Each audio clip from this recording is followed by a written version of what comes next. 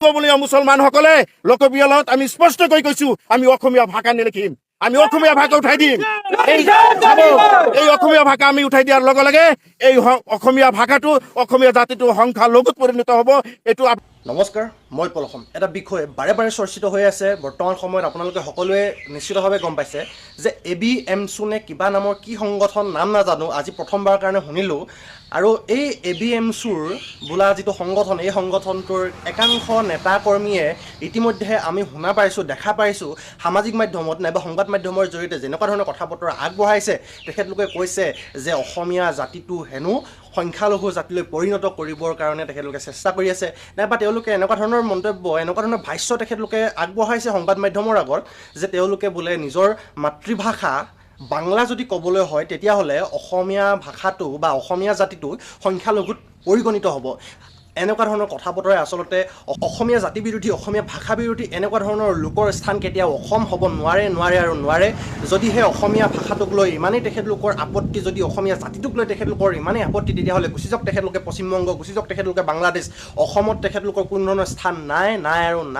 আৰু এই এনেকুৱা ধৰণৰ অসমীয়া বিৰোধী অসমীয়া জাতি বিৰোধী অসমীয়া ভাষা বিৰোধী অসমীয়া কলা সংস্কৃতি বিৰোধী একাংশ লোকক কিয় অসম চৰকাৰ এতিয়ালৈকে অসমৰ পৰা খেদি পঠাব পৰা নাই তাত কিন্তু আমাৰ প্ৰশ্ন আছে ইতিহাস যদি আমি খুচৰি চাওঁ ইতিহাসত নিশ্চিতভাৱে নজিৰ বিচাৰি পাব আপোনালোক সকলোৱে যে একাংশ লোকে ইতিহাসৰ পৰা নাইবা অতীতৰ পৰাই অসমীয়া জাতিটোক নিক্ষেপ কৰিবৰ কাৰণে অসমীয়া ভাষা অসমীয়া কলা সংস্কৃতিক নিক্ষেপ কৰিবৰ কাৰণে উঠি পৰি লাগি আহিছে আৰু পূৰ্বৰে পৰা এক দীৰ্ঘম্যাদী সুপৰিকল্পিত সুৰচিত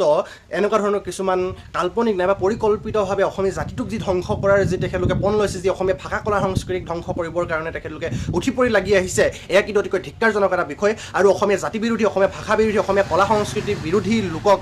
কেতিয়াও কোনোদিন এইখন অসমত স্থান দিব নালাগে আৰু যদিহে তেখেতলোকৰ ইমানেই অসুবিধা অসমীয়া ভাষাটোক লৈ অসমীয়া কলা সংস্কৃতিক লৈ অসমখনক লৈ অসমীয়া লোকসকলক লৈ তেতিয়াহ'লে গুচি যাওক তেখেতলোকে পশ্চিমবংগ বাংলাদেশত আমাৰ কোনো আপত্তি নাই অসমীয়া জাতি অসমীয়া ভাষাটোক লৈ এনেদৰে বিৰূপ মন্তব্য কৰা অসমীয়া জাতিটোক সংখ্যালঘুত পৰিণত কৰিবৰ কাৰণে চেষ্টা কৰি অহা উঠি পৰি লাগি অহা এই ABMSU আৰু এনেকুৱা ধৰণৰ যিবিলাক সংগঠন আছে নাম নুশুনা বাপত গজা সংগঠন এইবিলাকক অতি শীঘ্ৰে বেন কৰিব লাগে এইবিলাকক অতি শীঘ্ৰেই ইয়াৰ যিসকল নেতা পালি নেতা আছে ইয়াৰ যিসকল নেতৃত্বধাৰী আছে সেইসকলক অতি শীঘ্ৰে অসম চৰকাৰ অসম প্ৰশাসনে গ্ৰেপ্তাৰ কৰক আৰু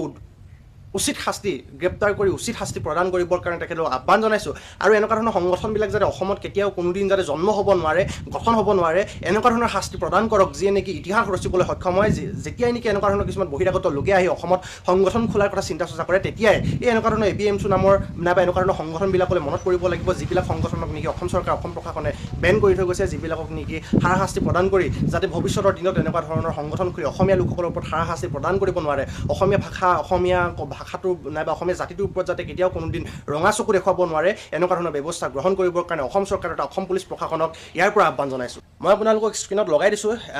ABMSUৰ এগৰাকী ব্যক্তি এগৰাকী বাপত গজা এগৰাকী বহিৰাগত ব্যক্তি অসমত আহি যেনেদৰে অসমীয়া ভাষাক বিৰোধিতা কৰিছে অসমীয়া জাতিক বিৰোধিতা কৰিছে অসমীয়া জাতি আৰু অসমীয়া ভাষাক যিদৰে সংখ্যালঘুত পৰিণত কৰিবৰ কাৰণে তেখেতলোকে উঠি পৰি লাগি আহিছে এনেকুৱা ধৰণৰ লোকক আচলতে কেনেকুৱা ধৰণৰ হাৰাশাস্তি প্ৰদান কৰিব লাগে যাতে অহা দিনত বা ভৱিষ্যতৰ দিনত যাতে কোনো ব্যক্তিয়ে এনেকুৱা ধৰণৰ কথা ক'বলৈ সাহস নকৰে সেয়া আপোনালোকে নিশ্চিতভাৱে কমেণ্ট কৰি জনাব বুলি আশা কৰিছোঁ ধন্যবাদ